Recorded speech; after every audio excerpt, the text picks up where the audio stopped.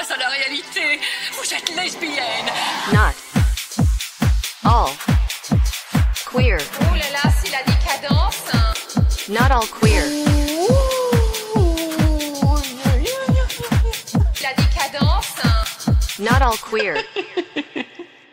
Et salut les auditeuristes, c'est Scandale pour Not All Queer. Je suis actuellement à l'Espace-K pour le tout premier festival strasbourgeois qui réunit quasiment l'ensemble des collectifs drag strasbourgeois organisés par Omasso et Noxima Marley.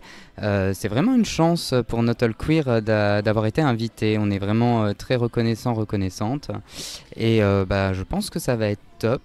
Voilà, ce petit podcast sera une espèce de rétrospective de l'événement et permettra aux personnes qui le souhaitent de venir s'exprimer sur le drag strasbourgeois en tant que public ou artiste. Ça permettra d'échanger un petit peu. Donc ce micro va circuler un petit peu dans l'Espace K pour ce premier festival qui va être super. Allez, je démarre mon petit tour des exposants-exposantes de l'Espace K. Et je vais commencer par Impossible But Black qui est là, qui expose en tant que collectif. Alors Even Love, c'est quoi l'enjeu pour toi de participer à cet événement ?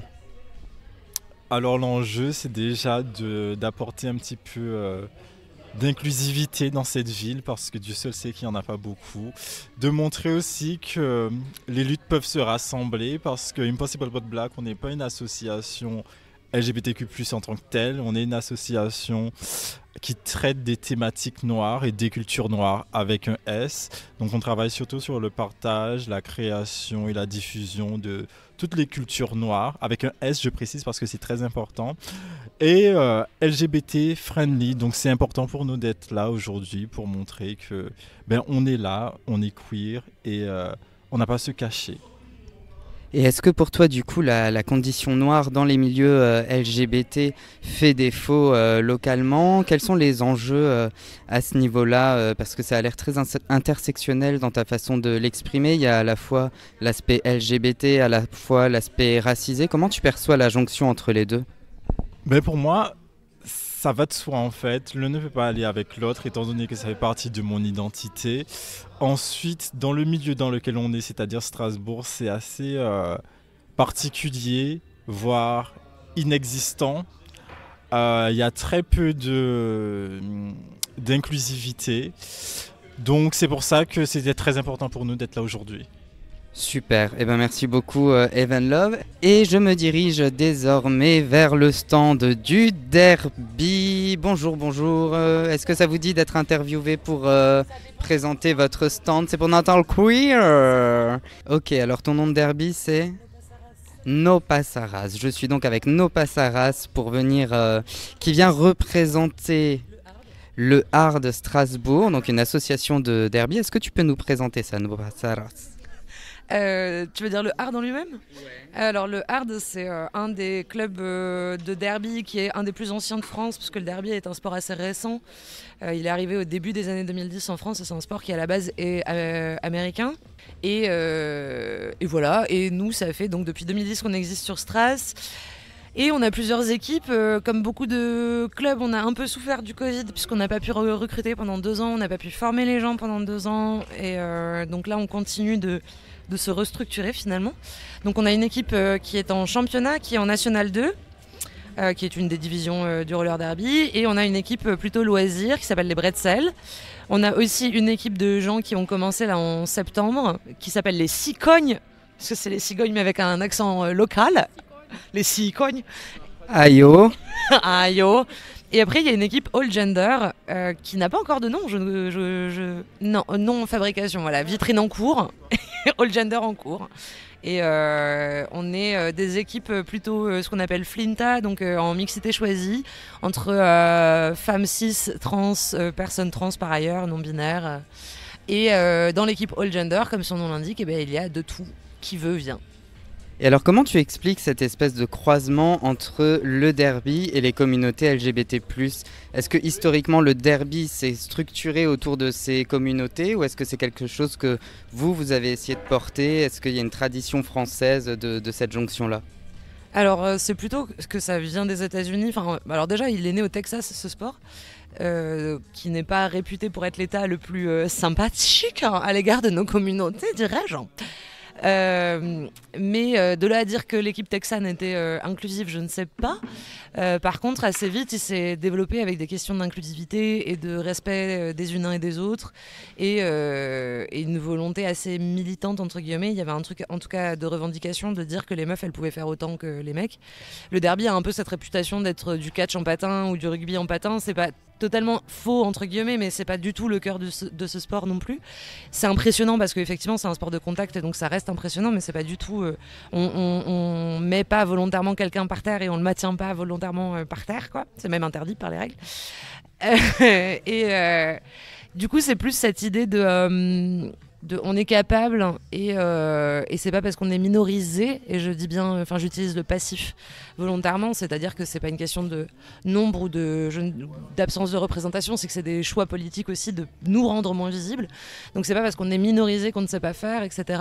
Et de fait ça c'est en se propageant le sport, et à la fois le sport et en prenant de l'ampleur, et avec l'avancement des sociétés et des questionnements qui pouvaient les traverser, en fait le derby s'en est un peu emparé. Après il y a des clubs qui sont plus ou moins engagés, mais par contre c'est vrai que le derby a toujours défendu des valeurs d'inclusivité, de respect, de bienveillance. Et on a quelques équipes qui, par exemple, on a l'équipe Rainbow qui est dans la région du Grand Est. Il y a aussi le Pink Bloc dans la région parisienne qui, eux, revendiquent vraiment des trucs militants, en fait. Après, nous, à Strasbourg, on n'est pas dans la branche militante, mais par contre, ne serait-ce que d'avoir des personnes trans dans l'équipe, par exemple moi, ça montre quand même une forme de positionnement sur la place qu'on peut avoir. Est-ce qu'on pourrait dire que ça répond un petit peu aux polémiques de ces derniers mois sur l'inclusivité des personnes trans dans le sport de manière générale en France ? Alors j'aurais tendance à dire que oui. Après, c'est un vaste sujet parce que le derby est reconnu vraiment comme un sport, mais comme une pratique sportive par le ministère des Sports. Donc ne me demandez pas la différence, parce que a priori il y en a une, mais je ne sais pas laquelle. Oui, la professionnalisation possible à l'arrière, et donc, à la fin du chemin, quoi.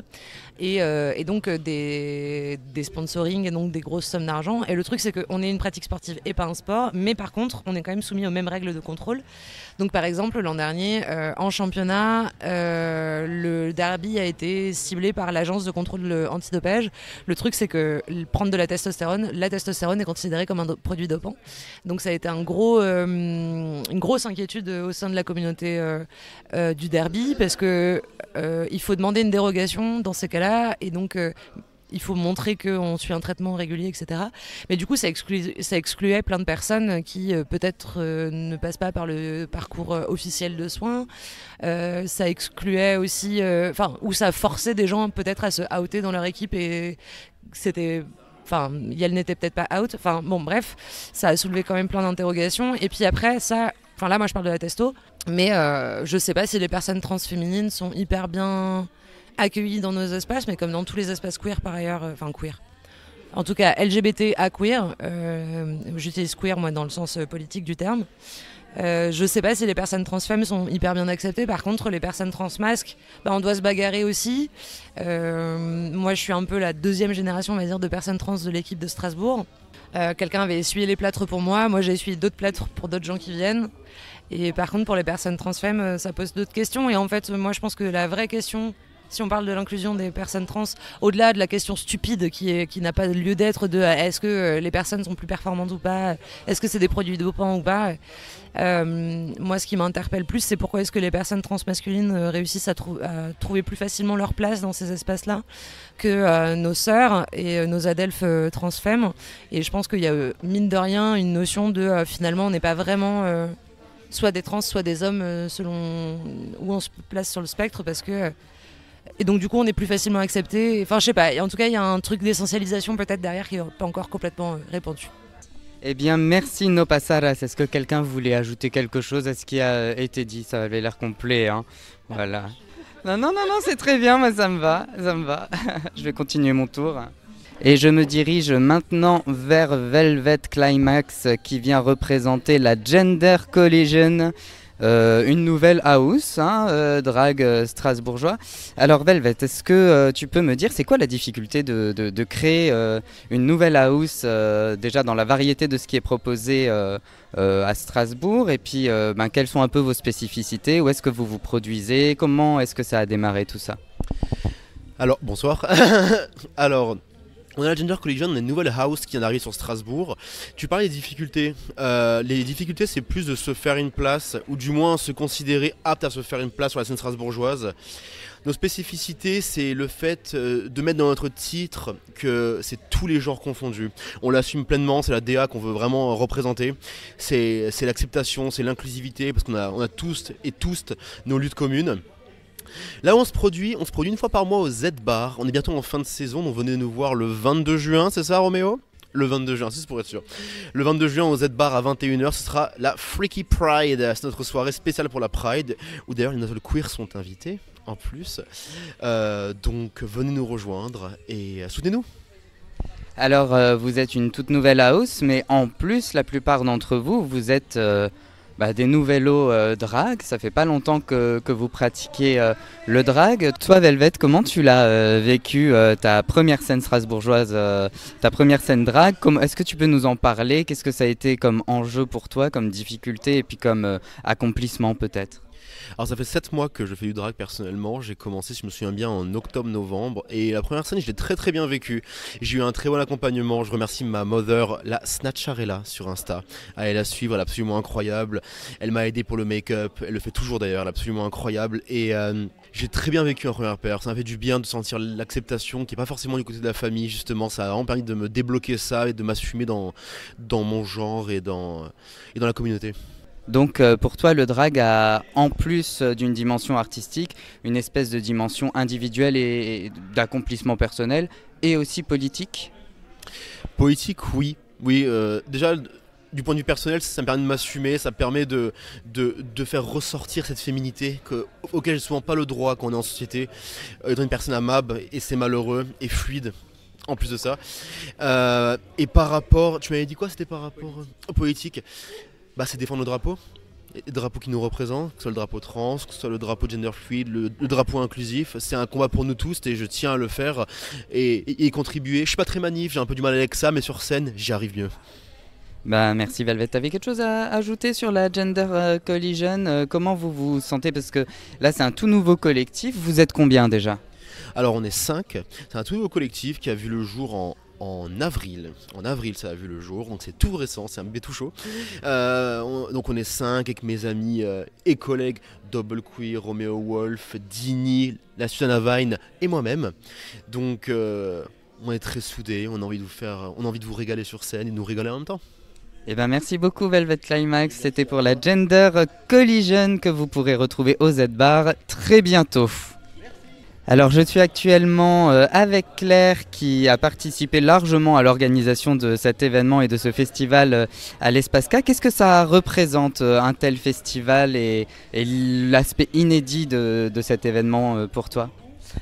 Comme tu l'as dit, c'est complètement inédit, du gros jamais vu et on est plus que ravis de voir que pour cette première édition, il y a tellement de participants qui ont participantes qui ont répondu présente pour soutenir l'entièreté de la communauté queer, mais même au-delà de ça, il y a des personnes qui ne sont pas forcément reliées à cette communauté qui participent aussi à ce festival et ça contribue justement à faire rayonner davantage toutes les couleurs de l'arc-en-ciel et c'est ça qui est beau. Super. Alors ça a été quoi les enjeux, les difficultés de réunir comme ça autant de monde? Est-ce que ça a été simple? Est-ce que tout le monde a répondu à l'appel assez spontanément? Alors beaucoup voulaient participer mais n'ont pas pu parce que souvent beaucoup d'associations fonctionnent avec des bénévoles qui étaient soit déjà pris sur d'autres engagements, soit qui n'ont absolument pas pu se libérer. Mais en tout cas, il y a eu une grosse volonté de la part des associations réellement de se mobiliser. On n'a pas eu de non d'emblée tout de suite. C'était on serait ravis d'être là, on va voir au niveau de la logistique. Certains n'ont pas pu être là malheureusement, mais ils nous ont dit voilà, vous faites une édition 2, on vient sans aucun problème. Et puis tous les stands qui sont là présents l'ont fait vraiment spontanément et d'autres ont même demandé à se rajouter à la dernière minute à l'événement et c'est ça qui est beau aussi. Ce que j'aime beaucoup dans ce que tu dis, c'est que tu rappelles que la plupart des événements queer, etc., a un aspect très très bénévole. Comment tu perçois ça, la difficulté de rémunération ou l'aspect bénévolat de ce qui se passe dans le milieu queer? Est-ce que tu as un avis là-dessus?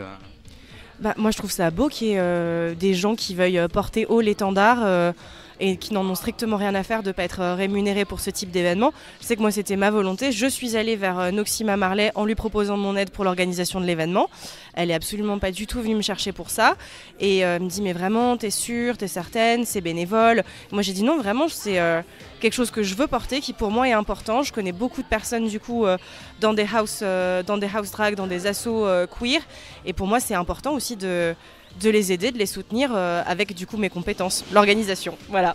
Merci beaucoup Claire. Alors en plus des house drag qui sont venus exposer et présenter des stands, on a aussi d'autres associations queer qui ne sont pas des assos drag. Est-ce que tu pourrais nous les présenter rapidement? Alors du coup on a SOS Homophobie. Voilà, je pense que le nom parle de lui-même, asso historique, voilà. On a Flag, qui est une asso que je connais un petit peu moins, je dois l'avouer, mais du coup qui vraiment parle de témoignages et qui se centre vraiment sur les personnes, sur une volonté d'écoute. Et c'est pas parce que pas que des gens qui subissent parfois ces agressions, mais des gens qui sont aussi témoignages de ces agressions, voilà, peuvent être soutenus et peuvent du coup trouver en Flag finalement voilà, leur drapeau, leur porte-drapeau. Et sinon on a aussi l'association ITAC, l'association de prévention des risques en soirée, festival, etc. À tous les niveaux, que ce soit au niveau d'une consommation de drogue raisonnée, encadrée, protégée, que ce soit aussi d'un point de vue sexuel, d'un point de vue aussi de l'alcool, parce que malheureusement c'est une certaine forme de drogue aussi. Du coup on a également AIDS qui est là avec du coup un centre de dépistage quand même, donc n'hésitez pas à venir cet après-midi vous faire dépister. Voilà, on a aussi le Hard qui du coup est une association queer et non, parce que du coup il y a des équipes mixtes, il y a aussi des équipes entièrement féminines, il y a une équipe entièrement masculine qui est en train de se monter aussi, donc n'hésitez pas si jamais. Voilà, et puis du coup oui, je pense qu'on a fait le tour. La House of Marley évidemment est là, les Kings Dorés sont là, Coucou les BG est là, Scandale est là évidemment, Impossible But Black est là. J'avoue que je ne suis absolument pas familière de leur travail et du coup une de mes missions cet après-midi ça va être de venir leur parler, d'échanger avec eux.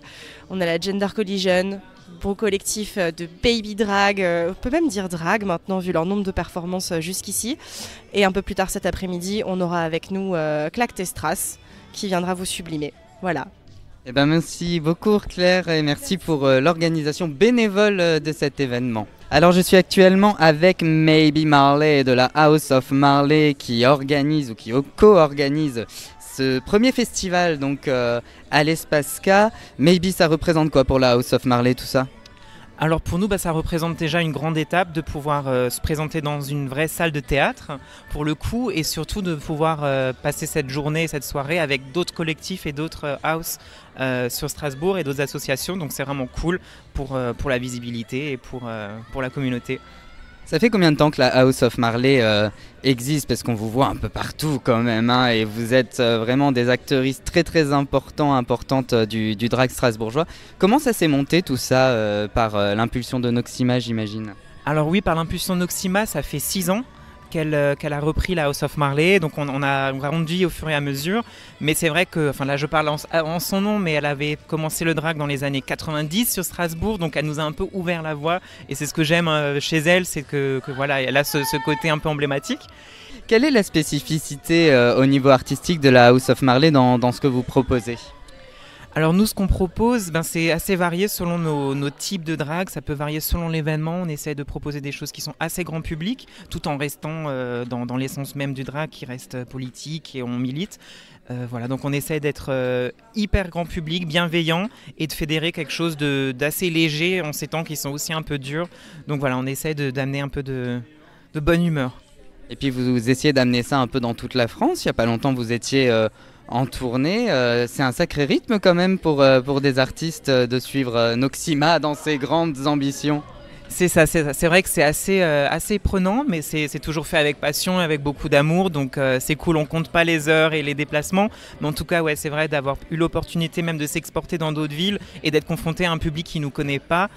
et au final ils ont aussi adhéré, donc c'est cool, c'est plutôt encourageant pour la suite.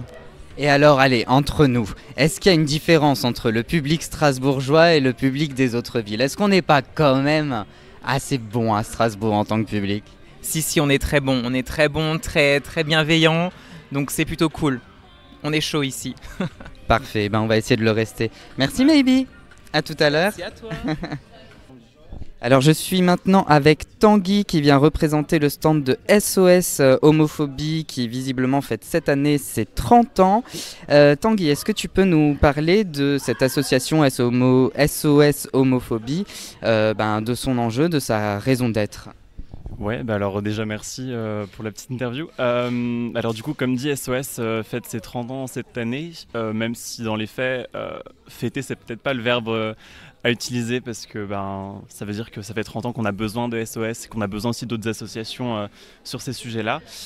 SOS, on a énormément d'actions diverses et variées, on intervient dans les établissements scolaires depuis 20 ans maintenant pour la sensibilisation sur toutes les questions autour des LGBTQIA+, phobie, sensibiliser sur le sexisme, etc. On intervient également dans des institutions, des entreprises, on prend part de plus en plus aux réflexions autour des projets politiques, autour des lois, etc. Donc ce qui est très bien dans le sens où au moins ça nous permet déjà, nous en tant qu'association, de visibiliser les causes, d'avoir aussi un regard peut-être un peu plus... Il y a une forme d'action aussi un peu plus, une participation active à toutes ces réflexions autour des projets de loi qui est assez intéressant et je pense nécessaire parce que tout ça ne se fait pas juste par des politiciens ou politiciennes, c'est aussi les associations et les acteurs locaux et locales qui doivent bosser là-dessus et c'est en ça je trouve que c'est une bonne chose et puis voilà, nous on profite aussi de ce genre d'événements pour se visibiliser les luttes, pouvoir échanger aussi, répondre à des questions. On a aussi une grande partie de l'association qui gère le soutien et l'aide juridique qui est partie prenante en fait de nos actions et qui est d'autant plus important qu'à l'heure actuelle on a une recrudescence des actes LGBTQIA-phobes, transphobes notamment beaucoup, ce qui fait que les associations on a besoin d'elles de plus en plus sur le terrain pour accompagner les victimes, pour répondre aux questions parce qu'en fait c'est des actes qui sont tellement graves et tellement horribles, c'est juste affreux qu'en 2024 on soit encore confronté à tout ça. On a besoin de personnes, on a besoin de vraies personnes avec qui échanger sur ces sujets-là, peut-être d'être rassurés, de répondre à nos questions parce qu'on a énormément de questions aussi là-dessus et ça permet aussi de dire qu'on n'est pas seul, qu'on est victime certes mais pas seul et pas isolé, loin de là, c'est même tout l'inverse. Alors tu parles de recrudescence des actes LGBTI-phobes, transphobes. Je sais qu'à une époque, quand il y avait la loi sur le mariage des personnes homosexuelles, il y avait une espèce de montée de l'homophobie. Est-ce que tu as l'impression qu'aujourd'hui, il y a une recrudescence encore une fois des LGBTI-phobies? Est-ce que ça ne se dirige pas davantage maintenant vers les personnes transgenres dans ce que vous percevez? Dans ce qu'on perçoit beaucoup, alors j'ai plus les chiffres en tête là tout de suite, mais notre rapport annuel a démontré en fait qu'on avait une recrudescence des actes transphobes. Effectivement, je dis LGBTQIA-phobes, mais c'est vrai que plus précisément et plus spécifiquement les actes transphobes. Après, les raisons elles sont multiples. Hein. On a la montée de l'extrême droite en France et en Europe plus globalement, même mondialement si je peux aller sur ce terrain-là. On a aussi le rôle des médias, qui est, à mon sens, pas mal sous-estimé parce qu'en fait, les médias, on donne la parole de plus en plus à ces personnes qui sont complètement opposées et agressives envers la communauté trans, ce qui est un réel problème parce qu'encore une fois, la transphobie n'est pas une opinion, c'est un délit. Mais on a tendance à trop l'oublier maintenant, c'est tellement banalisé qu'en fait, ça devient normal presque. Ouais, c'est ok en fait de balancer des choses transphobes alors que non, c'est loin d'être ok, c'est même tout l'inverse. Et voilà, à l'heure actuelle, on a aussi, par exemple, la publication, je ne citerai pas de nom, mais la publication d'un ouvrage ouvertement transphobe et extrêmement dangereux pour la communauté, qui passe, en fait, c'est normal. C'est normal de publier ça, en fait, non.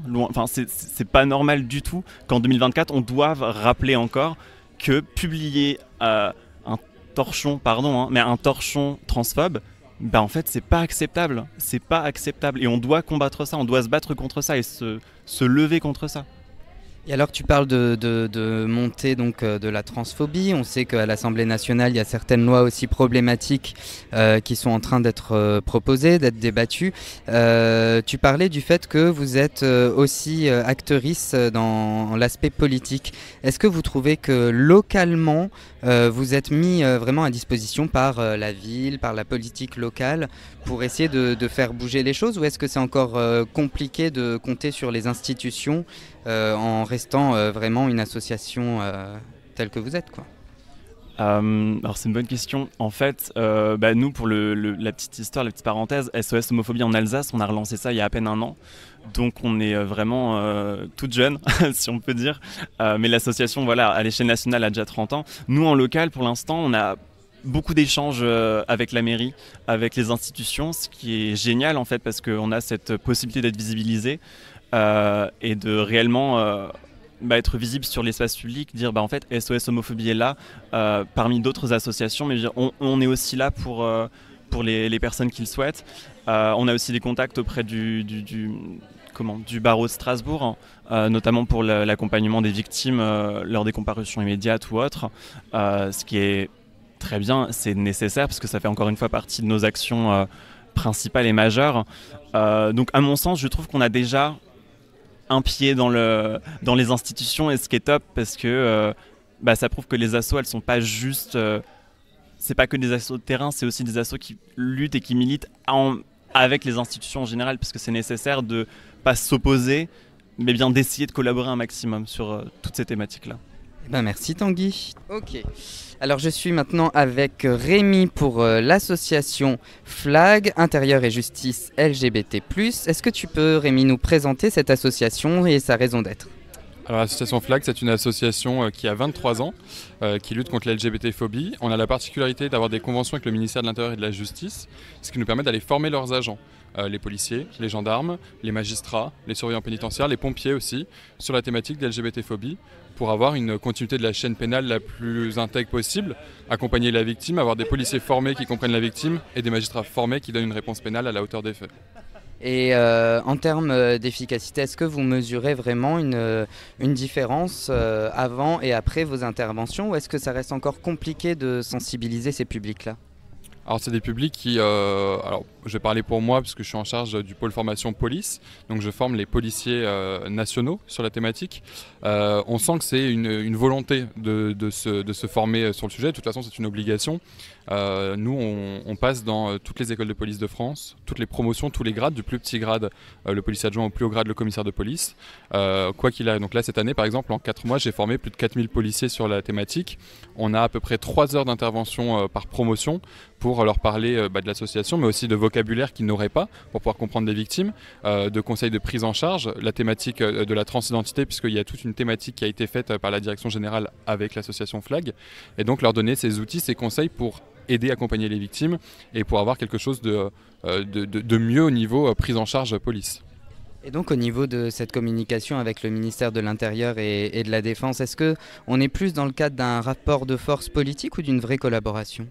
Alors pour le coup, on est dans le cadre d'une vraie collaboration.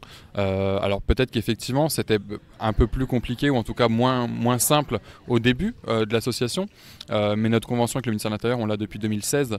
Donc ça fait 8 ans qu'on est en convention avec eux. Et non, on est vraiment sur une collaboration. Ils nous aident, on les conseille, on les aide. D'ailleurs, le ministre de l'Intérieur est venu à notre dernière Assemblée Générale où il a réitéré le fait que FLAG était un vrai conseiller pour le ministère, parce qu'effectivement, il nous demande conseil, il nous demande de donner notre expertise sur des thématiques. Donc on est vraiment dans le cadre d'une collaboration. Ils nous aident, on les aide et on s'en sort comme ça. Merci beaucoup Rémi. Dernière question, est-ce que je peux vous piquer une sucette ? Bien sûr, avec plaisir, ils sont là pour ça. Merci beaucoup en tout cas. Je suis maintenant avec Ezekiel qui est là pour tenir le stand en collaboration avec ses copains pour les Kings Dorés. Alors Ezekiel, est-ce que tu peux nous présenter qui sont les Kings Dorés, qu'est-ce que vous faites et pourquoi vous le faites ? Alors moi je fais pas partie des Kings Dorés, mais j'ai une amitié avec Saint-Eugène King qui est un super king et qui m'a beaucoup soutenue quand j'ai commencé le drag, et je le remercie explicitement là devant ce micro. Les Kings Dorés, c'est là où j'ai fait ma deuxième scène drague qui s'est vraiment très très bien passée et qui m'a permis de me rendre compte aussi que j'adorais faire ça, que j'avais envie de continuer. Et ils ont permis de me donner la chance en fait de m'épanouir parce que ce qui est trop bien avec les Kings Dorés, c'est qu'ils prennent beaucoup de débutants et de débutantes et de baby drag en fait et qui permettent à toutes les personnes qui sont sur scène d'être dans un espace bienveillant et d'être applaudi et d'être crié et juste ça fait trop du bien quand on se lance d'avoir ce genre de public. Les joies du public strasbourgeois. C'est vraiment ça. Non, c'est exceptionnel hein, pour avoir fait des scènes drag dans d'autres villes. Strasbourg, j'ai rarement vu un public aussi bienveillant et en fait qui accueille toutes les performances telles qu'elles soient de la meilleure manière qui soit juste. Voilà. Alors les Kings Dorés proposent des scènes mais proposent aussi je crois des ateliers. Oui exactement, ils proposent des ateliers et par exemple Anna Trouillot qui est artiste costumière et couturière qui est à côté de moi a animé le dernier atelier. Donc moi j'étais là pour l'épauler mais j'étais mannequin, je portais ses costumes et il me semble que ça s'est très très bien passé parce que Anna a eu beaucoup de super retours et aussi donc les Kings Dorés parce que les choses sont toujours très bien faites. Ils permettent aussi de rémunérer les artistes, ce qui est génial. Ils sont tous très bienveillants et très professionnels et donc ça fait beaucoup de bien parce qu'on n'est pas perdu en fait. Ça c'est génial. Et donc dans les Kings Dorés il y a Elixir, Saint-Eugène King et c'est Marquis de Grognas et j'adore ses performances. Qu'est-ce qui me fait hurler de rire. Voilà, je les adore. Vraiment je les adore. J'adore leurs ateliers, c'est génial et en fait c'est hyper ouvert et très professionnel. Voilà, c'est génial. Bah merci beaucoup Ezekiel. Ce sera dans... Allez maintenant avec la petite sucette que je suis en train de déguster qui m'a été offerte par l'association Flag. Je me dirige donc vers Orchidée Fantôme. Alors Orchidée Fantôme qui est à l'initiative d'un podcast qui s'appelle Coucou les BG. Alors est-ce que tu peux nous parler de ça Orchidée ? Oui, c'est un podcast tout simplement de drague, pour parler de drague, de tous les dragues possibles et imaginables, avec des drag artistes tout simplement, interviewer des drag artistes, parler de ce qui les anime, ce qu'elles aiment, etc. En passant par des thèmes qu'elles ont envie d'évoquer. Alors on peut évoquer des choses très différentes. Là, cette première saison, on va passer du film d'horreur à la lutte intersectionnelle, etc. Donc plein de choses super intéressantes et super importantes. Une grande variété donc. Ouais, en tout cas on essaye. En faisant aussi un peu l'analyse des perfs, parce que c'est un truc que j'aime beaucoup faire, c'est analyser les perfs. Et donc on prend une quinzaine de minutes pendant le podcast pour analyser une perf en particulier des drag artistes. Donc c'est vraiment dirigé vers les drag artistes pour le coup. Exactement, ouais, j'interviewe que des drag artistes, pas forcément qui font que de la scène, parce qu'il y a du drag en dehors de la scène et c'est super important, et à destination de toutes les personnes qui veulent un peu plus découvrir ça, ou qui se posent des questions sur leur drag artiste préféré, etc. quoi. Donc ça offre une belle tribune à des personnes qui ont l'habitude de s'exprimer sur scène, mais qui là peuvent s'exprimer verbalement à ton micro. Exactement. Et c'est aussi pour ça que forcément les gens de Not All Queer seront bien sûr invités à un moment dans ce podcast. Ça c'est vraiment très très très gentil. Donc sur Insta c'est Coucou les BG. Et qu'est-ce qui arrive là bientôt dans l'actualité de Coucou les BG ? Qu'est-ce que tu peux nous... Allez vas-y, donne-nous un petit truc comme ça, un petit secret inédit. Ok, alors le premier épisode est déjà sorti avec Madame de Curbis. C'était très très cool, c'est 1 heure trop bien. Et moi je peux vous le dire, le prochain épisode ce sera avec Miss Cendre et ça me ferait très plaisir. Oh waouh, donc Miss Cendre qui va sans doute parler un peu de drag à Delphes aussi. Oui, tout se recoupe et j'aime beaucoup ça. Super, et merci beaucoup Orchidée Fantôme. Ton podcast c'est une idée vraiment très très cool. J'invite tous les auditeuristes là de Not All Queer d'aller checker sur Insta Coucou les BG parce que on a beaucoup de chance à Strasbourg d'avoir plusieurs podcasts comme ça qui émergent et qui donnent une tribune aux personnes queer. Merci à toi. Et maintenant je suis avec Graphic D de la House of Diamonds. Bonjour Graphic D. Bonjour. Ça fait super plaisir de te voir dans ce festival. Alors, est-ce que tu peux nous présenter un peu la HOD, la House of Diamond? Ça fait combien de temps que vous existez? Qu'est-ce que vous faites? C'est quoi vos particularités? Merde, j'aurais dû préparer un truc. Là, la House of Diamond, on a un collectif de drag, enfin une house quoi, de drag. Ouais, on a un collectif, on s'est formé parce que en fait, on voulait faire du drag à Strasbourg. Il n'y avait pas encore trop de drag à Strasbourg, c'était en 2018. Nous, on avait vu Drag Race, on était en mode c'est trop bien tout ça, on veut faire pareil. Du coup, au début, on a pas mal fait un peu comme Drag Race, et puis très rapidement, on s'est rendu compte, en fait, on est beaucoup à s'être rencontrés en école d'art, et notamment à Strasbourg il y a les arts déco avec la session illustration qui influence beaucoup. C'était pas tous dans la session illustration, mais le fait est qu'on faisait tous de l'illustration, du dessin et tout, et du coup peu à peu on s'est mis à faire des personnages qui sont des personnages drag, mais qui sont des personnages drag plus cartoonesques ou plus qui sortent d'un film ou d'un dessin animé quoi en gros. Donc par rapport au côté un peu mainstream de Drag Race, vous avez décidé de vous réapproprier cet art à partir de vos propres esthétiques? En fait, c'est même pas tant qu'on s'est réapproprié, c'est qu'on s'est rendu compte qu'il y avait autre chose que Drag Race. Parce qu'il y a, réapproprié, je sais pas trop, ça nous appartenait pas, à la base ça reste quand même une culture très états-unienne, etc. et qui vient aussi du ballroom, etc. Donc on ne s'est pas réapproprié ça, mais en tout cas, on en a fait quelque chose qui correspondait à notre position à Strasbourg et à qui on était, quoi. Alors vous êtes quand même nombreuses à la HOD, c'est pas trop compliqué de s'organiser. Il n'y a pas longtemps, vous avez fait une tournée. C'est un sacré boulot pour des personnes bénévoles en plus. Ouais, c'est compliqué de s'organiser, c'est sûr, mais je pense que en fait on évite, c'est pas toujours une bonne chose, mais on évite de trop répartir les tâches. Parce que trop répartir les tâches, des fois, ça complexifie encore plus. Donc, ça fait qu'en fonction des projets, c'est l'une ou l'autre personne qui porte.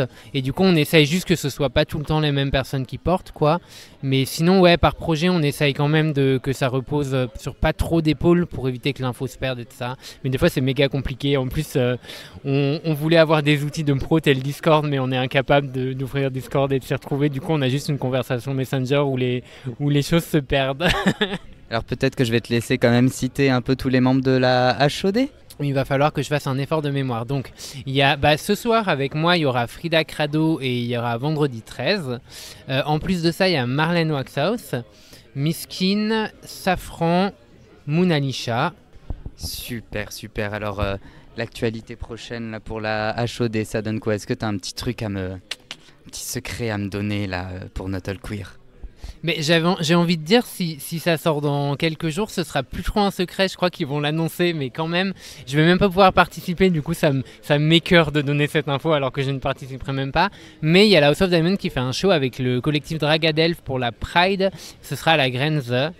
Ah, et avant ça, j'ai peut-être un petit secret à te donner. Oh waouh! Ça, je crois que c'est un truc, même nous, on n'est pas au courant, tu vois. Mais il y a un petit festival au Diamant d'Or qui s'appelle le Festimal. Et il risque d'y avoir une apparition de la house à un moment donné. Dernière question graphique, pour toi c'est quoi la définition du drag? Vous avez 4 heures. Ouais, ça me fatigue ce genre de questions. Désolé, tu vas... C'est vraiment pas le truc à dire à la personne qui pose des questions, tu vois. Genre, ça me fatigue tes questions. Ma définition du drag... Non, en vrai, si, c'est un art de la performance. C'est un art de la performance qui utilise l'artifice, donc c'est-à-dire du costume, du maquillage, ou l'artifice, ça peut être aussi des postures, parce que des postures peuvent être artificielles, et qui utilise tout ça dans le but de convoquer des émotions, mais aussi de défendre une position marginalisée, notamment liée à l'orientation sexuelle ou l'identité de genre, de la défendre, de la revendiquer et de la célébrer. Eh ben merci beaucoup Graffiti. Profite bien de l'événement. Tu avais quelque chose à ajouter? Je crois que mes sourcils sont secs. Je vais pouvoir les recouvrir d'un tas de fard gras. Merci à toi. Eh ben c'est parti. Merci beaucoup. Alors j'ai la chance d'avoir chopé là un petit Pokémon rare qui est venu nous voir au festival. Il s'agit de Clément, le gérant du Canapé Queer à Strasbourg, un bar queer qui fait tellement plaisir. Alors personnellement c'est devenu mon QG. Clément, est-ce que tu peux nous parler de la création du Canapé Queer? Comment ça t'est venu puisque tu viens d'un tout autre domaine? Pourquoi est-ce que tu as décidé d'un coup de tout lâcher pour créer cet espace queer? Oui, alors pour faire rapide, c'est une histoire de changement de vie, c'est-à-dire quand même il y a un déclic, c'est que j'étais dans un monde très normé et voilà dans une industrie pharmaceutique. Bref, tout a basculé, il a fallu que je redémarre à zéro, ce qui n'est pas simple. Donc j'ai réfléchi et il y a eu vraiment un détonateur de se dire non, la vie c'est autre chose, c'est pas toujours ce qu'on nous raconte. Voilà. Et j'ai eu envie de faire radicalement différent, d'être utile. J'aime beaucoup Strasbourg, je suis gay et je suis impliqué dans la communauté. Et je me suis dit, mais finalement, on n'a pas d'espaces très conviviaux comme ça, un bar de speakeasy, on peut se retrouver, se rencontrer, enfin voilà. Et je me suis dit, c'est un peu une folie. C'était juste après le Covid et je me suis dit, je vais le faire. Et je l'ai fait, voilà. Eh ben bravo, en tout cas ça fait plaisir d'avoir ça. Dans ce bar, tu proposes plusieurs événements avec Noxima, avec d'autres intervenantes. Est-ce que tu peux nous en parler un peu de ce qu'on peut trouver au Canapé Queer assez régulièrement ? Oui, alors des événements, tu citais Noxima, donc effectivement tous les mois on a You Are the Star, un concours de lip sync. Voilà, je précise que j'aime beaucoup chez moi au Canapé Queer faire en sorte que ce soit le public qui interagisse.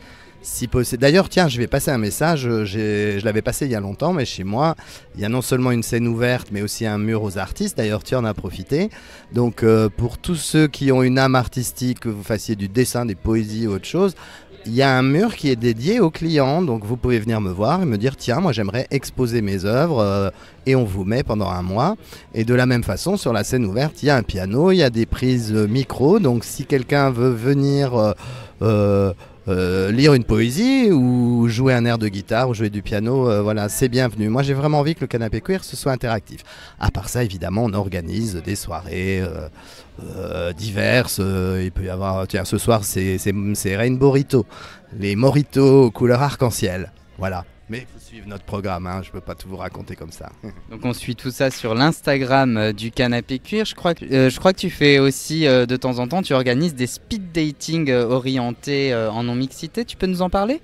Oui, c'est un peu en discutant avec les clients, voilà, le besoin de rencontre, il est pour tout le monde, hein, on a envie de rencontrer et d'aimer. Et puis il y a quand même des difficultés peut-être dans la communauté, puisqu'on a des identités qui sont vraiment plurielles, voilà, donc qui peut rencontrer qui. Et j'ai vraiment réfléchi longtemps, mais je me suis dit, il faut le faire et c'est pas simple. Donc du coup, oui, on a fait déjà une session où il y avait un speed dating lesbien, un speed dating queer, un plus global pour des orientations diverses, un speed dating gay. Et c'était très chaleureux. Alors j'en referai parce qu'il faut que ça se sache. Il faut que les gens sont toujours un peu timides. Il y en a qui venaient après l'heure de démarrage pour non, je suis juste venu ce soir pour voir un peu comment ça se passe. Si ça se passe bien, je reviendrai. Donc là, on peut le dire, ça se passe bien. Et j'en referai. Alors franchement, pour avoir assisté de loin au speed dating, je dois dire que c'était avec Noxima que tu animais ça. J'ai trouvé ça super bien organisé, super bien pensé. Vraiment, ça permet à toutes les personnes qui sont là en fait de pouvoir rencontrer avec une organisation que j'ai trouvé vraiment formidable de votre part. En plus, Clément, tu as cette particularité d'embaucher comme serveur et serveuse des personnes propres à la communauté, sans doute parce que tu te rends compte que quand on est une personne trans ou une personne homosexuelle, ça peut être compliqué de trouver du travail. Comment tu perçois ça au niveau du côté ressources humaines ? Est-ce que ça te tient à cœur de donner du travail à ces personnes ? Oui, alors ça me tient bien évidemment à cœur, même si on ne peut pas faire des embauches qui seraient sur l'orientation quelle qu'elle soit, etc. Donc il y a une loi du travail, on ne peut pas le faire. Donc quand j'ai un recrutement à faire, j'en parle, je reçois des candidats. Honnêtement, j'écoute tout le monde et je choisis la personne qui conviendra le mieux au service, sans discrimination aucune. Mais le fait de le faire plutôt comme ça, oralement, spontanément, il y a pas mal de candidats queer qui viennent me voir.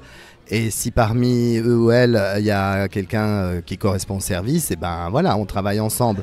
Donc le résultat fait que j'ai une équipe très mixte, parce qu'il y a un peu vraiment toutes les orientations, hein, et les genres. Et ça vraiment, c'est super pour moi. Ça, c'est un aboutissement d'arriver à le faire sans justement être discriminant, quoi. Et, donc je trouve ça très bien pour le canapé, ouais. Alors tu as quand même relevé un sacré défi avec le canapé cuir, c'est de passer après cette institution qu'était le Nelson. Ça devait pas être simple, hein, de passer après le Nelson qui avait son public. Et pourtant, moi, en tant qu'habitué, j'ai vraiment l'impression que le canapé a trouvé son public. Qu'est-ce que t'en penses, toi ? Oui, j'ai failli renoncer. Je me souviens quand on m'a fait visiter le Nelson, je me suis dit, bah non, moi je veux faire un bar queer, je vais pas casser le Nelson qui a son âme et qui est une institution, etc. Mais enfin, il était quand même à vendre. Et justement, le déclic, ça a été, le pub Nelson avait vraiment une âme. C'est pas un bar lambda, en meuble Ikea, machin, ça avait vraiment une âme. Et je me suis dit, mais finalement, moi aussi, je veux faire un bar qui a une âme. Donc il doit bien y avoir moyen de trouver la solution. Et effectivement, on l'a trouvé, enfin je l'ai trouvé en ne changeant pas ce qui faisait aussi l'âme du Nelson, ce côté boisé, le parquet, les tabourets qui ont du vécu, mais en y rajoutant une touche queer dans la décoration et surtout en valorisant la culture queer, et voilà, qui nous va bien. Donc c'est un endroit qui avait une âme et qui en a une aujourd'hui. On a juste changé la thématique. Eh ben, merci beaucoup Clément, j'invite tout le monde à aller retrouver Clément et les personnes qui y travaillent au Canapé Cuir. Sur Instagram, c'est Canapé Cuir Strasbourg. Super, eh ben, merci à toi. Alors enfin, je l'ai trouvée, elle qui se cache partout, ou plutôt qui court partout, Noxima Marley. Bonjour à tous les Not All Queer, c'est Noxima Marley, au bout du micro de Scandale. Oui, et Scandale est très heureuse de t'avoir au bout du micro. Alors Noxima, on va pas se mentir, t'es un petit peu la mère du drag strasbourgeoise, toi qui as redonné une impulsion il y a un moment au drag à Strasbourg. Quand tu vois ce festival, quand tu vois toutes ces houses, quand tu vois cette diversité, qu'est-ce que tu ressens ? J'ai beaucoup de fierté. Merci à toutes les associations LGBTQIA+, qui ont participé, aux associations engagées également. Je suis très fier. C'est un projet qui a été mené il y a 1 an avec l'Espace K. Et j'avais dit que ça arriverait vite et le jour est arrivé. Et je suis hyper fier, je suis lumineux de bonheur. Merci à tous et à toutes d'être venus à ce festival. Je peux déjà vous dire qu'il y aura déjà 2 dates l'année prochaine de prévues pour le même festival, Délicieusement Drag. Oh waouh, ça signifie quoi le drag pour toi Noxima ? Qu'est-ce que ça a représenté dans ta vie ?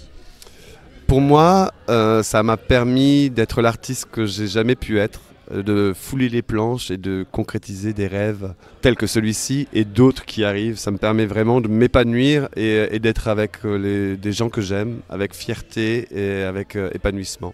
Alors Noxima, quand on regarde ton actualité sur Instagram, on a l'impression que tu t'arrêtes pas. Tu as des événements partout, tu organises des tournées, tu organises tout un tas de types d'événements localement. Est-ce que t'es pas fatigué ? Si, je suis humaine avant tout, avec un cœur qui bat. Et je suis fatigué, mais je suis bien épaulé. J'ai une house formidable, j'ai des enfants formidables, vous les connaissez tous, Harry, Mélancolia, Prunelle, Anissa, Eben et Maybe et Max Malloy qui me soutiennent et qui m'épaulent. Et c'est vrai qu'ils sont souvent en train de me dire « repose-toi, délègue », ce que je fais. Mais parfois, j'ai du mal parce que moi, ça me permet aussi de voir les process. Et l'année prochaine, je vais déléguer et je veux pouvoir leur expliquer tous les process. Donc si, je suis fatigué, mais j'ai une bonne alimentation et je suis bien soutenu. Et ben ça fait très très plaisir. Tu as à cœur d'accueillir sur tes scènes tout type de drague, vraiment. Comment tu perçois cette diversité-là ?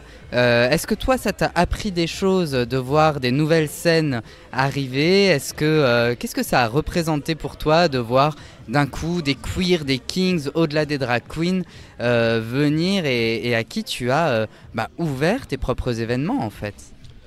Alors, ce qui est marrant, c'est que quoi qu'il arrive, ça t'est toujours ouvert pour tous et toutes et tous. J'avais déjà vu à l'époque des club kids et des kings. Vous n'êtes pas tout nouveau, les garçons. Hein, il y en avait déjà avant vous, hein, comme moi, des drag queens avant moi. Mais à Strasbourg, en tout cas, ce renouveau et cette émergence est tellement formidable et ça me fait plaisir de croiser des chemins.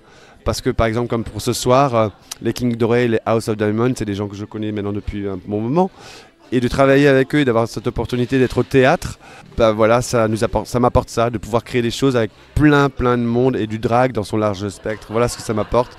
Et c'est pas que pour moi que je le fais vraiment pour tous, enfin pour qu'on partage tous et qu'on soit vraiment visible. Et je pense que quand je monte sur scène, le message est clair, sans que je le dise parfois.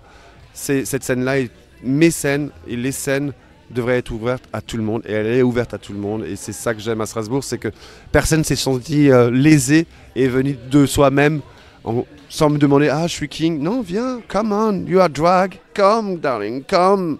En termes d'actu, Noxima, c'est quoi un petit peu les événements que tu proposes régulièrement? Je sais qu'il y a le You Are the Star dont nous a parlé Clément tout à l'heure au Canapé Cuir. Tu fais aussi des bingo drag, tu fais ce genre de choses. Est-ce que tu peux nous faire un petit tour d'horizon de ce qu'on peut trouver régulièrement à Strasbourg de ta part?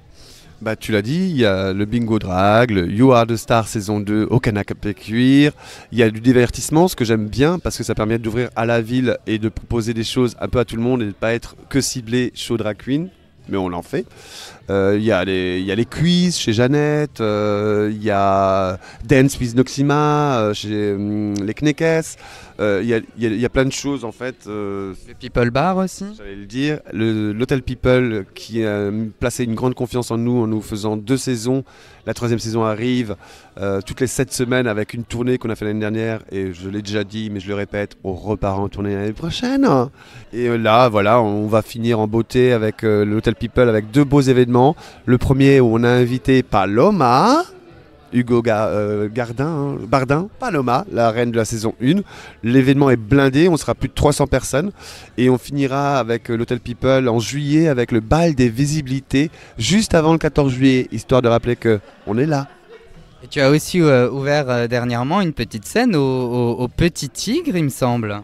Avec Madame de Curbis, et là c'est la scène émergente de Strasbourg où là tout le monde peut venir et on arrive à rémunérer les artistes qui montent sur scène et leur donner un coup de pouce financièrement et de s'amuser, qu'ils puissent s'épanouir et proposer quelque chose au Petit Caveau du Tigre avec Madame de Curbis. Et la dernière ne sera pas au Petit Caveau mais dans la salle en haut.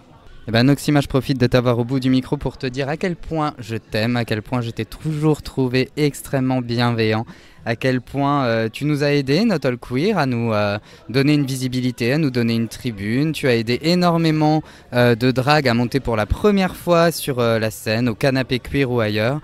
Voilà, avec Not All Queer, on t'exprime vraiment toute notre gratitude. Merci, merci, merci. Clément, tant que j'étais au bout du micro, là ce week-end, il va y avoir un sacré week-end pour toi, étant donné que tu appartiens à la chorale Pelicanto et que là elle va se représenter du 31 au 2 si je me trompe pas. Est-ce que tu peux me raconter un peu ce que c'est la chorale Pelicanto et comment toi tu as eu envie d'y participer? Oui, alors le week-end a déjà commencé hier soir avec les générales, c'était super. Et effectivement, voilà qui arrive, le fabuleux spectacle de Pelicanto. Alors Pelicanto, c'est une chorale LGBTQ+ d'Alsace, c'est un ensemble de une cinquantaine de choristes qui a la particularité de faire un spectacle chaque année militant et qui est un tout en un, c'est-à-dire qu'au spectacle de Pelicanto, non seulement il y a des chants, pop, rock, etc., mais des musiciens live et il y a aussi une histoire, une thématique puisqu'on défend chaque année un thème et du coup il y a du théâtre, une histoire, des costumes et des paillettes évidemment. Eh ben, merci Clément. Est-ce que là, juste pour le plaisir, tu as envie de pousser la chansonnette? Juste un petit morceau de ce que tu vas chanter? Alors non, parce qu'on chante toujours en chœur et non, il y a des solos aussi. Et puis alors après on ne spoile pas nos super chansons, mais je peux vous faire un da da da da da da da. Eh ben moi ça me donne déjà envie d'y aller. Oui, venez toutes et tous, c'est absolument génial. C'est qu'une fois par an. Et on est déjà complet ce soir, 700 personnes déjà ce soir. Demain on n'est pas loin de 700 aussi. Et il reste encore des places pour dimanche, donc faut y aller. Merci beaucoup Clément. Je suis avec Jean-Michel qui vient représenter à l'Espace-Cal l'association AIDS. Bonjour Jean-Michel. Est-ce que tu peux nous présenter l'association et ses enjeux ? Alors, bonjour Candale, bonjour à toutes et toutes. Alors, l'association AIDS existe depuis maintenant presque 40 ans en fait. Elle est née en 1984. Elle s'inscrit dans une lutte contre les épidémies en fait, de VIH, virus de l'immunodéficience humaine et des hépatites. Hépatite A, B, C. Donc, elle s'illustre en fait régulièrement, en fait, quotidiennement, en fait, dans l'accompagnement en fait des personnes en fait qui sont concernées, qui sont en fait ou infectées par une de ces épidémies ou leurs proches. Elle conduit également en fait, des actions en fait, de prévention en fait, auprès des publics, notamment en fait, les plus vulnérables, et au VIH et aux hépatites, dans l'objectif en fait, de faire disparaître en fait, ces épidémies dans des horizons extrêmement proches, en fait, en tout état de cause. En fait, c'est notre souhait. Donc à AIDS, on peut se faire dépister. À AIDS, en fait, on peut en fait, avoir une prescription en fait, de PrEP, le traitement prophylactique du VIH. À AIDS, en fait, on peut en fait, avoir des informations en fait, quand on est séropositif ou séropositive au VIH ou aux hépatites. Et de la même manière, alors je parlais du dépistage, en fait à AIDS, on dépiste le VIH, on dépiste les hépatites, on dépiste la syphilis. Est-ce que tu peux brièvement nous parler de la PrEP, parce que c'est quelque chose d'assez récent, qui est encore peu connu dans le milieu. En quoi ça consiste et qu'est-ce que ça permet et qu'est-ce que ça ne permet pas surtout ? Alors, c'est pas tout à fait récent la PrEP, c'est récent parce que c'est encore trop peu connu, mais l'autorisation de ce qu'on appelle temporaire d'utilisation et de mise sur le marché en fait, plus tard pour le traitement prophylactique date de janvier 2016, donc ça fait quand même maintenant un peu plus de 8 ans, presque 10. Donc la PrEP est un traitement qui prévient la contamination du VIH et uniquement en fait, du VIH. Ça marche aussi bien pour les hommes que pour les femmes. Ça marche autant pour les personnes qui ont des rapports homosexuels masculins, bisexuels ou hétérosexuels. Donc ça marche pour presque tout le monde. Donc, ça marche pour tout le monde. Donc la PrEP en fait est un traitement prophylactique, c'est-à-dire qu'on va utiliser en l'occurrence 2 molécules qui sont utilisées depuis 20 ans pour traiter le VIH, mais qu'on va en fait prescrire à des personnes qui sont séronégatives et qui, si les conditions d'utilisation sont correctement en fait, suivies, vont prévenir, empêcher la transmission du virus, y compris lorsqu'on a en fait, des rapports sexuels sans préservatif. Donc avec une efficacité qui est aussi importante qu'avec le préservatif. En plus de ça, donc pour prévenir les autres infections sexuellement transmissibles, puisqu'il n'y a pas que le VIH qui est sexuellement transmissible. En France, la prescription de la PrEP est conditionnée à un suivi médical régulier de tous les 3 mois. Donc, à l'occasion en fait, duquel seront dépistées toutes les autres IST en plus du VIH, c'est-à-dire en fait, les hépatites A, B, C, mais également en fait, la syphilis, les gonorrhées, les chlamydia, à la fois pour les 2 derniers, en fait, gonorrhée et chlamydia, en site urétral, c'est-à-dire on va faire une analyse du premier jet d'urine, mais également en fait, sur la marge anale et en fond de gorge, puisqu'on n'a pas qu'une sexualité hétérocentrée, en fait, qu'on soit d'ailleurs homosexuel ou hétérosexuel, il n'y a pas que la pénétration vaginale, il y a aussi en fait, d'autres modes de sexualité, et donc d'autres lieux, enfin, d'autres zones de risque, en fait, de terrain en fait, qui peuvent être à un moment donné favorables à la contamination aux IST, en particulier gonorrhée, chlamydia. Et évidemment, si d'aventure en fait, un résultat est positif, en fait, ces IST sont traités, puisqu'à l'exception en fait, du VIH, toutes les autres infections sexuellement transmissibles se guérissent. Donc il y a un traitement en fait, qui permet de guérir en fait, de toutes ces IST-là. Donc il y a à la fois une approche en fait, liée à la réduction des risques en fait, de contamination VIH, mais il y a aussi une approche globale de la santé sexuelle, donc, dans le cadre de la PrEP, ce qui en fait un outil extrêmement favorable.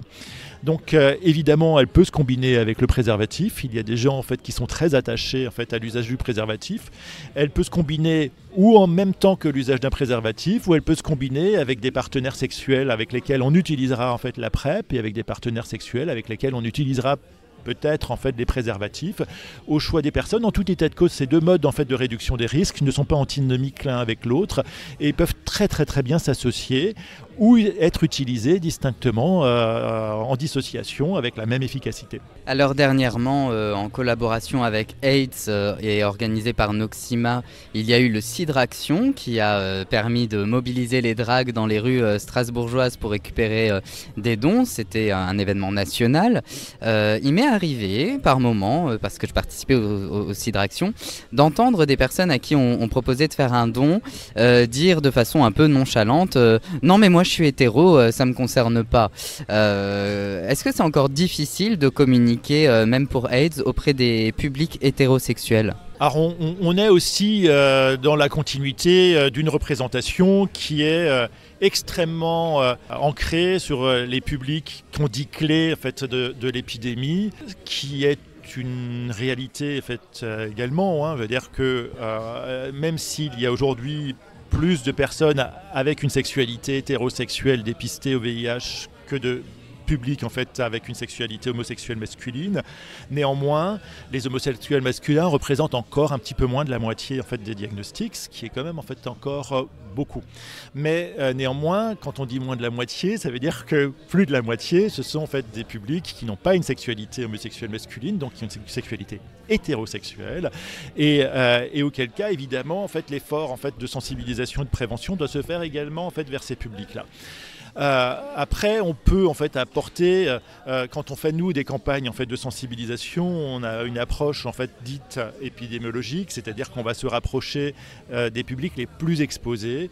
Donc, et dans les publics les plus exposés, il y a évidemment en fait les personnes en fait qui ont une sexualité homosexuelle masculine. Il n'y a pas d'épidémie en fait dans les communautés homosexuelles féminines. Il n'y a pas d'épidémie en fait dans les communautés lesbiennes. En fait, proprement parlé, on ne peut pas appeler en fait, ça en fait, une situation épidémique. Il y a en fait des publics qui ont d'origine migrante, en fait, essentiellement en fait, d'Afrique subsaharienne, où on va retrouver des mécanismes de contamination qui sont assez proches en fait, que pour les communautés en fait, homosexuelles, donc avec une forte prévalence en fait, de l'épidémie en fait, dans ces communautés-là.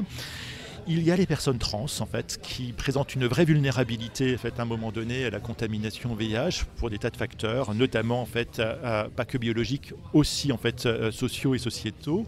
Donc avec là aussi un véritable souci en fait, à un moment donné de les accompagner dans la compréhension à un moment donné des mécanismes en fait, de contamination et évidemment en fait, d'avoir une prévention en fait, adaptée. Et évidemment, en fait, il y a les communautés hétérosexuelles, on va dire classiques, quand bien même on peut utiliser en fait, ce terme-là en fait, pour qualifier en fait, un public, où le risque de transmission existe, même si les données épidémiologiques le minorent. On sait qu'une personne qui est sous traitement depuis au moins en fait, 6 mois ne transmet plus le VIH dans aucune condition, y compris lorsqu'elle a une sexualité sans préservatif. Et ça, c'est extrêmement important en fait, en matière en fait, de lutte contre l'épidémie. Donc, puisque finalement, quand on a dit ça, on a de facto en fait, la réponse de la propagation et du développement de l'épidémie. C'est-à-dire que si les personnes séropos traitées ne transmettent plus l'épidémie, les personnes en fait, qui transmettent l'épidémie sont les personnes qui ne sont pas traitées. Or, en France, en fait, toutes les personnes sont placées sous traitement dès qu'elles sont dépistées positives au VIH. Donc, en fait, les personnes... L'épidémie s'entretient à partir des personnes qui ne sont pas dépistées, qui ignorent en fait leur statut sérologique. Et ça, c'est un message extrêmement important en fait, à retenir. Connaître son statut sérologique, c'est déjà avoir la chance d'arriver, en fait, d'avoir un traitement quand il est malheureusement positif. Et avoir un traitement aujourd'hui, c'est une chance, puisqu'en fait, les personnes qui sont sous traitement en fait, ne mourront plus du VIH, continueront en fait, de vivre en fait, une vie entre guillemets, comme tout le monde en fait, avec un traitement efficace et complètement en fait, supportable. Hein. Donc en fait, il n'y a plus de lipodystrophie, il n'y a plus en fait, à un moment donné en fait, de difficultés beaucoup moins, enfin des traitements beaucoup plus confortables. Donc ça c'est un élément important. Être exposé à un risque et ne pas se faire dépister, c'est d'une part prendre le risque de ne pas avoir ce traitement précocement, c'est-à-dire en fait d'avoir la possibilité de vieillir en bonne santé malgré en fait la présence d'une contamination VIH, mais c'est aussi prendre le risque d'exposer ses partenaires en toute ignorance à un risque de contamination en fait. Et aujourd'hui, on arrive en fait à maîtriser en fait ce risque avec énormément d'efficacité parce que les traitements sont efficaces, parce que les dépistages en fait sont extrêmement en fait efficaces, et ça serait extrêmement dommage en fait de ne pas pouvoir en profiter. Merci beaucoup Jean-Michel. Une dernière question avant de te laisser retourner à ton stand et faire ton travail. AIDS, c'est donc une association, j'imagine qu'il y a énormément de bénévoles. Est-ce que vous arrivez à avoir quand même des contacts avec les institutions? Je pense au ministère de la Santé. Est-ce que vous avez un soutien de la part des institutions qui vous donnent davantage de possibilités? Alors AID est une structure à la fois faite de bénévoles et de personnes, en fait de militants bénévoles et salariés, donc qui est en relation constante en fait avec à la fois le ministère de la Santé mais d'autres institutions, en particulier en fait dans les régions en fait les agences régionales en fait de la santé. Donc est soutenue en fait par le ministère dans un contexte qui est aujourd'hui bien plus dégradé qu'hier. Pourquoi? Parce que l'état des finances publiques conduit en fait à un moment donné l'ensemble des ministères à générer des économies, et ces économies en fait sont aussi incitées, y compris en fait dans le domaine en fait de la lutte contre l'épidémie en fait de VIH, qui nous expose en fait évidemment à des difficultés ou des risques de difficultés en fait à venir. Donc pour prévenir en fait cette situation, on continue à un moment donné d'expliquer en fait au ministère et au pouvoir public l'intérêt de maintenir en fait une lutte contre l'épidémie de VIH efficace pour éviter qu'elle ne continue de se développer ou qu'elle se développe de manière plus importante, parce que ça a un véritable impact en fait en termes de santé publique. Et on diversifie les sources de nos financements, notamment en fait à travers en fait la recherche en fait de fonds privés ou sur les dons en fait auprès en fait des personnes en fait de tout à chacun, ou sur d'autres formes en fait de financement autour de grandes manifestations ou en fait auprès en fait du mécénat d'entreprise. Eh ben, merci beaucoup Jean-Michel pour toutes ces précisions, et je te laisse retourner à ton stand. Merci, bonne soirée. Merci. Et pour continuer en beauté, je suis rejoint toujours à l'espace K par Prince Follet. Bonjour Prince Follet. Bonjour. Alors Prince Follet, tu es drague à Strasbourg, tu as déjà fait plusieurs scènes, plusieurs performances. Comment est-ce que tu décrirais ce que tu proposes en drague? Alors mon personnage a été parfois un personnage de prince charmant et parfois un clown. Mais j'essaie ces temps-ci de l'orienter plus vers un personnage de clown tragique, parce que je trouve que le personnage du prince charmant est moins intéressant à exploiter.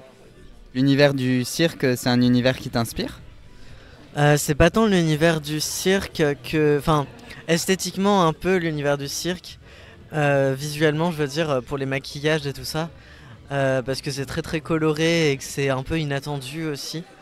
Mais c'est aussi l'univers de la danse classique et du ballet qui m'intéresse. Ça se ressent un peu dans ce que tu proposes, parce que les musiques sont souvent très orchestrales. Est-ce que c'est un choix musical qui te paraît le plus approprié pour exprimer la poésie qu'il y a derrière ton drag? Oui, complètement. J'ai envie d'explorer un style musical très tragique et ancien, avec des voix très... presque voix d'opéra ou voix religieuse avec des chœurs et tout ça, et des choses qui sont très profondes et très puissantes, et qui sont aussi un peu différentes de ce qu'on entend habituellement avec les chansons de pop et tout ça. En plus j'essaie d'avoir un rythme qui soit assez lent, parce que j'aime bien pouvoir faire des gestes lents et doux, et pas me mettre dans des chorégraphies qui sont trop rapides pour moi, et aussi qui sont accessibles physiquement, parce que j'ai des capacités physiques limitées à cause de mes handicaps. Donc si jamais j'ai essayé parfois de faire des danses trop rapides, et je l'ai beaucoup regretté, j'ai failli m'évanouir à un moment. Donc j'essaie de faire des choses plus lentes et qui me conviennent plus, et où je peux plus exprimer des émotions, plutôt qu'essayer de suivre le rythme à tout prix en m'épuisant, quoi. Alors tu parles de handicap, est-ce que tu trouves que la scène drague strasbourgeoise est suffisamment inclusive vis-à-vis des personnes handies? Ah bah c'est un peu difficile à dire parce que en fait il n'y a rien qui est fait exprès pour les personnes handies en tout cas. Il y a beaucoup de salles qui sont pas vraiment accessibles, parfois il faut demander des chaises et parfois il faut rester très tard. À chaque fois il faut être prêt à se demander à s'inclure dans une scène ouverte, à savoir quelle énergie on va avoir le jour même. Et à chaque fois, il faut demander de ne pas mettre de stroboscope, par exemple, des choses comme ça. Sinon, moi qui suis épileptique, il y a toujours un risque que je commence à faire une crise si jamais j'ai pas prévenu avant et des choses comme ça. Donc je trouve que c'est pas fait exprès. Après, c'est pas fait non plus dans l'autre sens. Enfin, il n'y a rien qui est expressément contre les personnes handicapées, quoi. Mais... Et à travers ce que tu proposes artistiquement, qu'est-ce que tu espères procurer au public auquel tu t'adresses ? Idéalement, j'aimerais bien émouvoir le public et idéalement faire penser à des trucs qui sont un peu plus... des messages un peu plus sur la santé mentale, sur les traumatismes. Je réfléchis à faire des scènes un peu plus axées sur les troubles mentaux et peut-être les idées noires et tout ça. Donc ce que je recherche, c'est d'émouvoir et de faire ressentir quelque chose de différent, un peu quelque chose de plus... qui fasse réfléchir sur le long terme et qui fasse que les gens qui sont concernés par les problèmes de santé mentale se sentent moins seuls aussi. J'essaie aussi de pas trop m'axer sur ce que je veux faire ressentir aux gens et plus à ce que moi je veux ressentir pendant que je le fais. Et à essayer d'exprimer ce que je veux vraiment exprimer et que j'arrive pas à exprimer dans la vie de tous les jours en fait. Donc le drag c'est un peu le médium idéal pour sortir de toi quelque chose qui sort pas autrement en fait. Ah oui, complètement, ouais. Tu as la particularité de ne pas appartenir à un collectif ou à une house. Tu es un drag complètement indépendant qui virevolte d'une scène à l'autre. Pour toi, quels avantages ça a ? Quels désavantages tu y trouves ? Et comment tu arrives à trouver ton équilibre artistique dans ce que tu proposes à travers cette autonomie et cette indépendance que tu as ? Alors c'est une grosse question. Comme... avantage, je dirais qu'il n'y a pas à faire l'organisation qui a l'air d'être très chronophage et très fatigante. Je suis pas sûr d'avoir l'énergie en tout cas de pouvoir faire ça, donc ça m'arrange qu'il y ait des gens qui l'organisent à ma place. Mais je trouve qu'il y a quand même beaucoup de désavantages. Par exemple le fait que j'ai l'impression qu'il y a toujours des scènes qui sont pas forcément la scène idéale que je voudrais, soit l'ambiance n'est pas celle dans laquelle je me sens le plus accueilli pour faire ma performance artistique, soit il y a un thème et je me sens très bloqué par les thèmes et j'aimerais bien pouvoir faire des choses un peu plus... en ayant un peu plus de certitude sur quand pourra être ma prochaine scène, etc. C'est un peu le défaut, c'est que là il faut toujours faire un pas vers les autres house et leur demander de pouvoir performer avec elles, etc. Des fois il faut être sélectionné, donc on n'est même pas sûr. Et je trouve ça quand même assez dommage. Ça permet pas de performer aussi souvent que je voudrais, quoi. Et du coup, à travers ça, ce serait quoi ton souhait pour l'évolution de la proposition drag à Strasbourg, si tu avais un souhait à formuler? Oh là, j'ai beaucoup de souhaits, mais j'aimerais bien qu'il y ait des trucs exprès, des thèmes beaucoup plus larges déjà, ou alors des scènes qui sont... en fait, il y a des scènes qui sont pour les débutants et du coup, je suis à la limite où je peux plus y accéder. Et d'autres scènes où c'est les gens qui se font booker et du coup, je suis encore pas assez connu pour me faire booker. Du coup, j'aimerais bien qu'il y ait une sorte d'entre-deux où on puisse quand même performer quand on est ni débutant ni entre guillemets professionnel. Et j'aimerais qu'il y ait des scènes 100% libres avec vachement de jeux de lumière, etc. Mais je comprends que ce soit difficile pour les autres house d'organiser ça et tout ça, quoi. Eh ben, bon courage à toi, Prince Follet, dans ce souhait, dans ce projet. Et je te remercie d'avoir répondu à mon micro. Merci à toi. Et voilà, c'est comme ça que se termine cette rétrospective du festival Délicieusement Drag.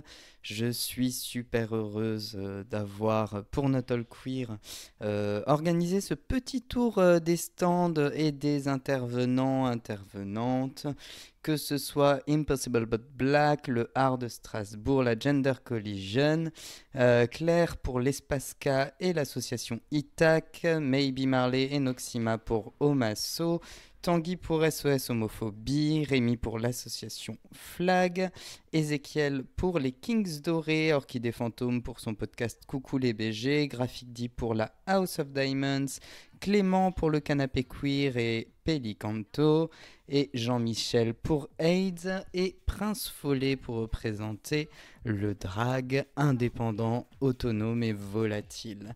Not All Queer est super reconnaissant et dans la gratitude pour toutes les personnes qui ont contribué à ce festival, notamment pour Omasso et Noxima Marley ainsi que l'Espaska. Vous pouvez retrouver nos épisodes sur Instagram, sur PodCloud gratuitement, ainsi que sur Spotify. N'hésitez pas à vous abonner à Not All Queer. Voilà. En tout cas, cet événement était vraiment super. Je suis ravi. C'était scandale pour Not All Queer. Not all queer. La décadence. Not all queer.